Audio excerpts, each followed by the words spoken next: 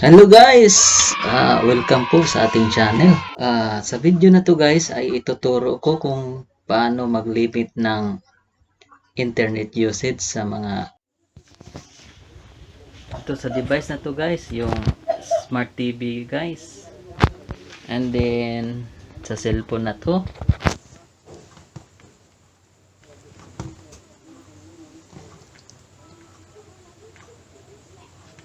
Yan guys.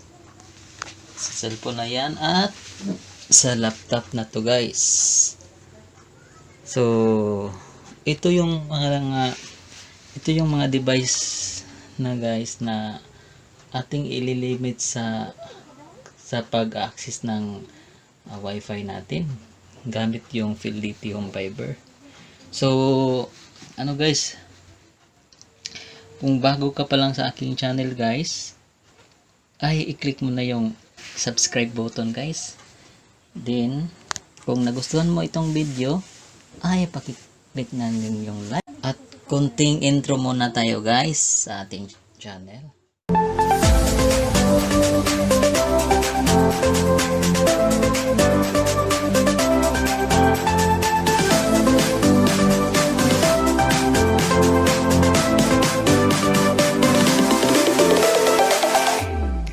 So una, connect lang natin.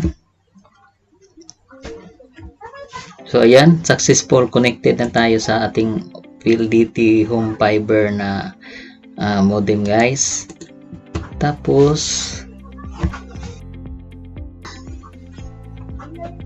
so i-access lang natin yung admin account ng Fidelity. Okay. So i-click lang natin yung Google, paborito kong browser. Tapos i-type natin yung IP ng Fidelity Fiber na default. Ito yung IP niya guys, 192.168.1.1. Yan. So ito guys, access muna natin yung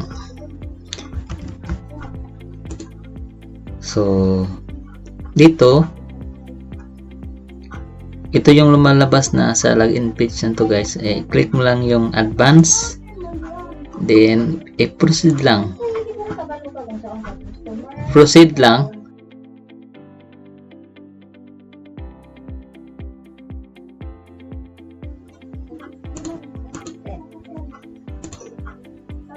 Proceed. Ang tagal niya.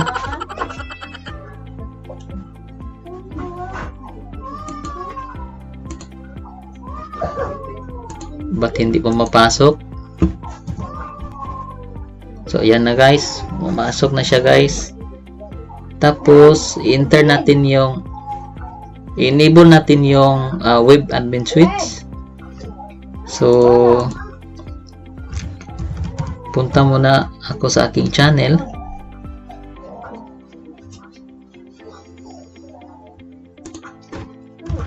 Okay.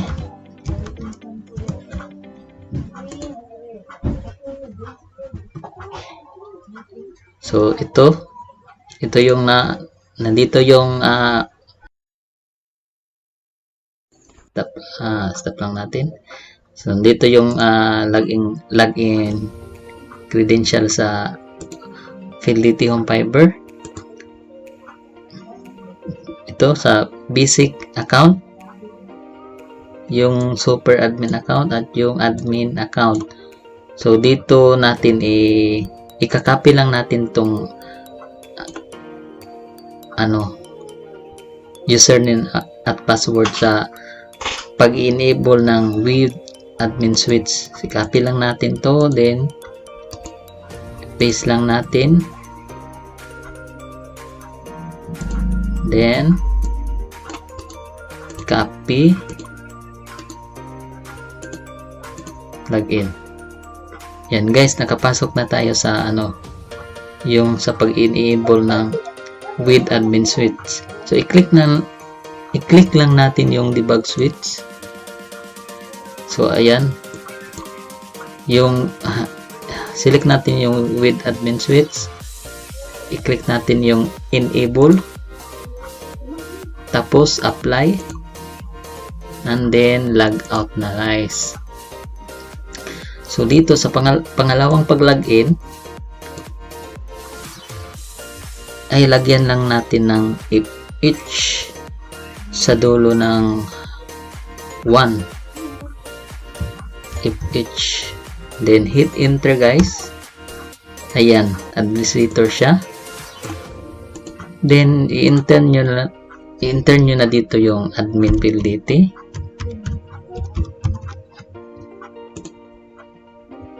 Ang default nito guys ay ito yung default na. Pero pag na-access nyo na yung PLDT nyo ay pag first time nyo ma-access, magpa-pop up siya na kailangan na palitan ng bagong password. So sa akin ay na-access ko na to at pinalitan ko na ng password. So ito na yung password sa akin.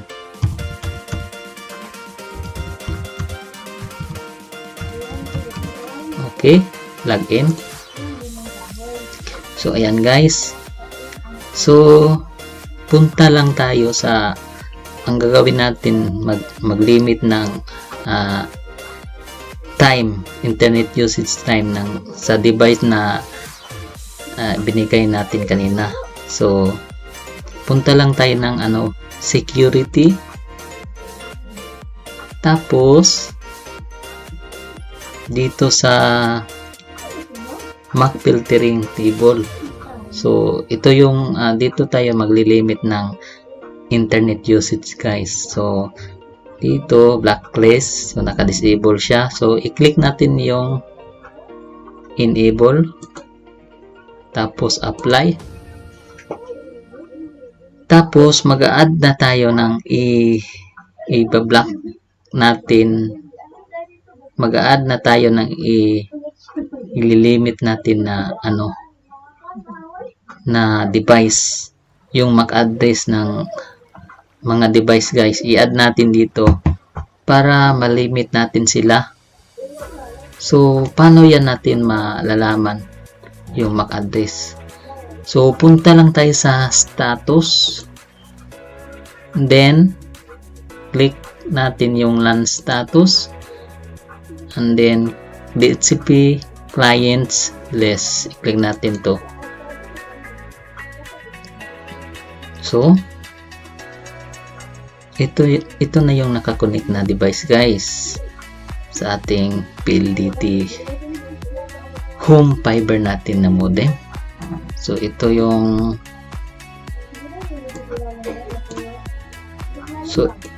itong device na to ay sa laptop na to guys, itong ginamit na laptop ko.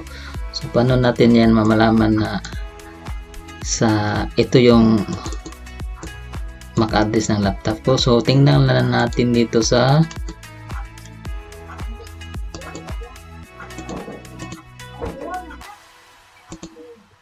ayan. So i-right click lang natin or properties,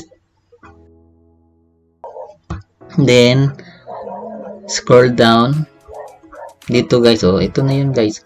So yung IP sa laptop na to guys is 192.168.1.6. So tingnan natin.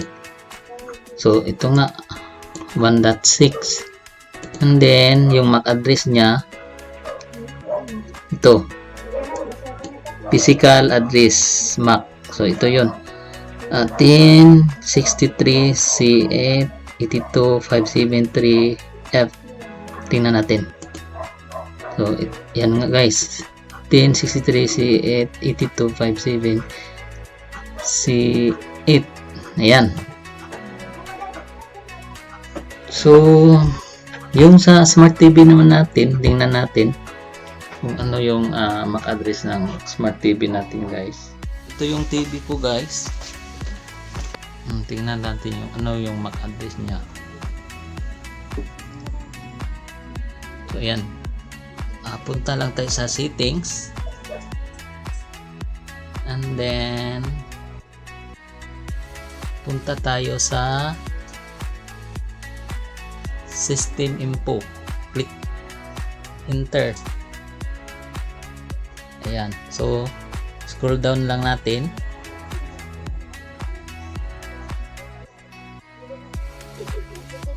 So ito yun guys, oh. Yung mayroon din siyang LAN at wireless. So sa wireless tayo nakakonect, ito yung i-block natin na MAC address. So ayan. DC 2919 3D TOEF. Yan guys. So try natin mag-internet. Ayan. So YouTube. Yan. Okay.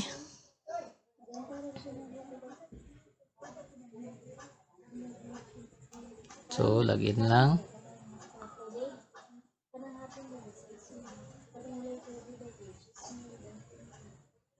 So ayan.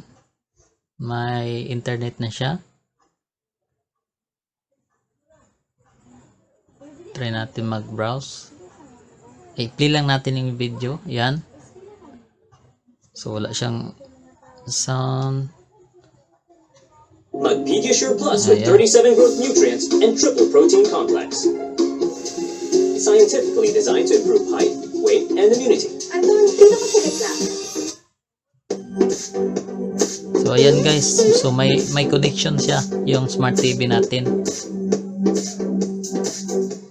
Hi guys, welcome back to Yan. my channel, and ngayon i-unbox na natin itong tenda na order natin sa Shopee, AC23. Ito yung I believe hindi lang available sa So ayan lang guys, sample lang yan.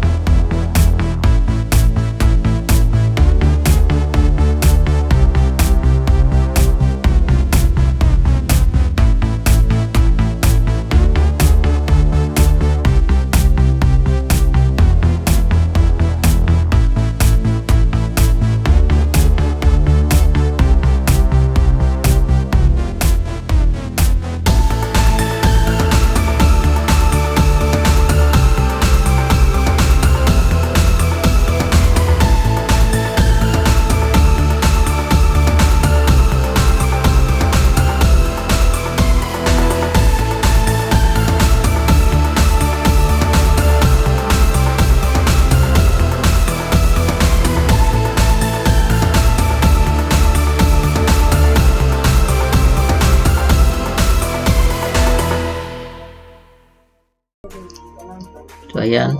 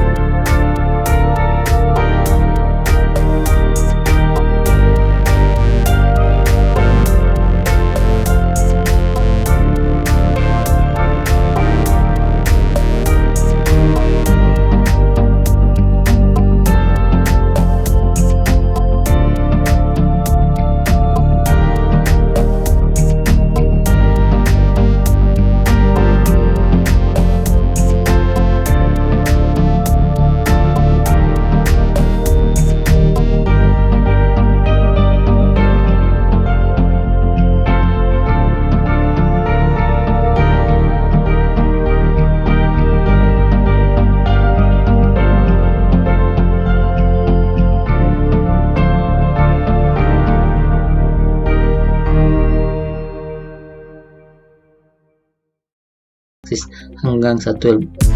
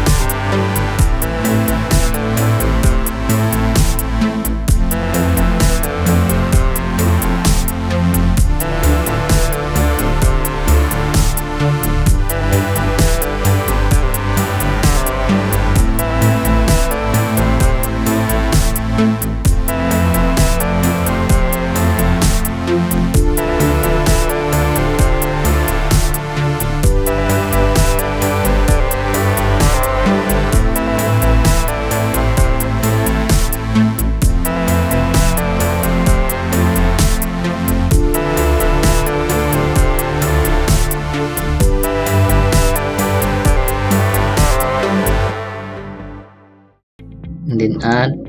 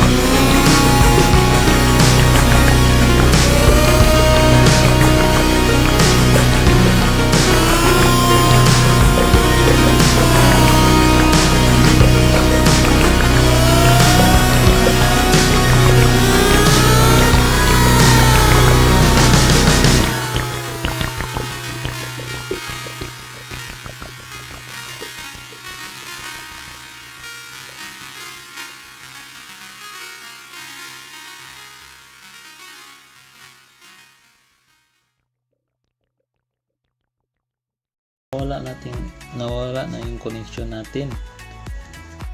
Laptop din, try natin mag-browse.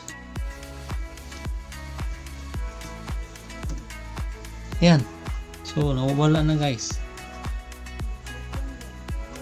So, tingnan mo. So, 10, 10.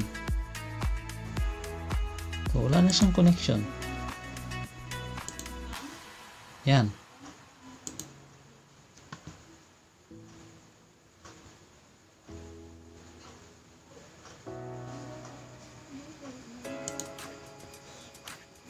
So, connect natin.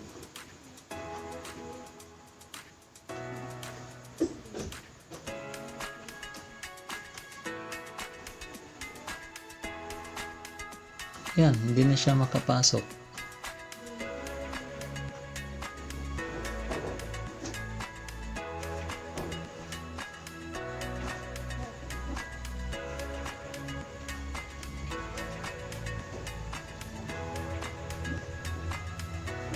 Tapos sa TV, try natin.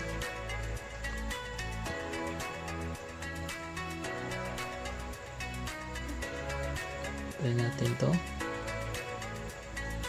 Ayan. So pati yung smart TV natin hindi na makapasok ng internet.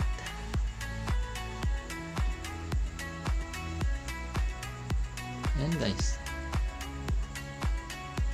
So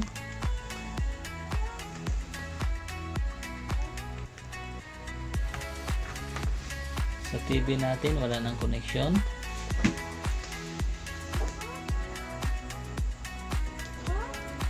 Yan. So, pili tayo na ano. Yung iba.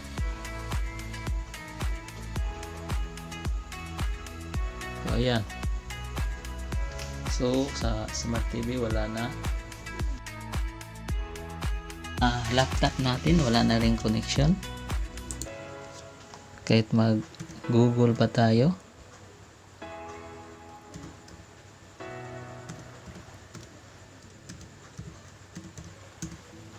Ayan, so wala na siyang internet connection at sa cellphone din natin. Sa cellphone natin. Ayan.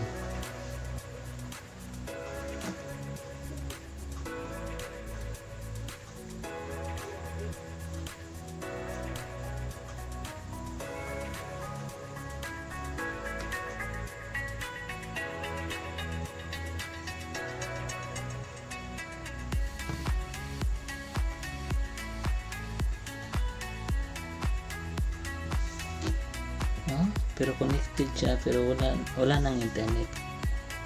Connected siya pero wala nang internet. May nag-text. Okay.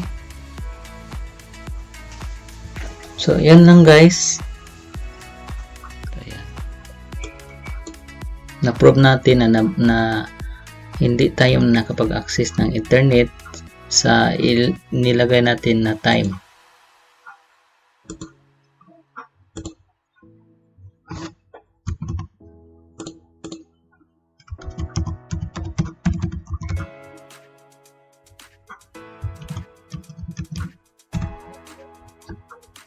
So, na-prove natin na hindi nakapag-access yung device na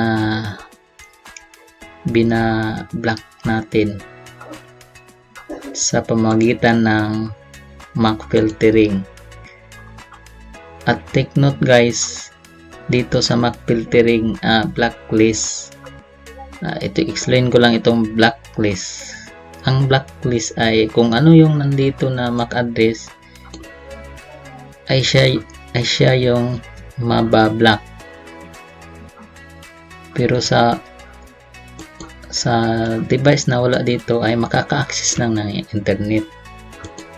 Samantalang itong whitelist ay kung ano yung nandito, siya lang makaka-access ng internet na linagay dito.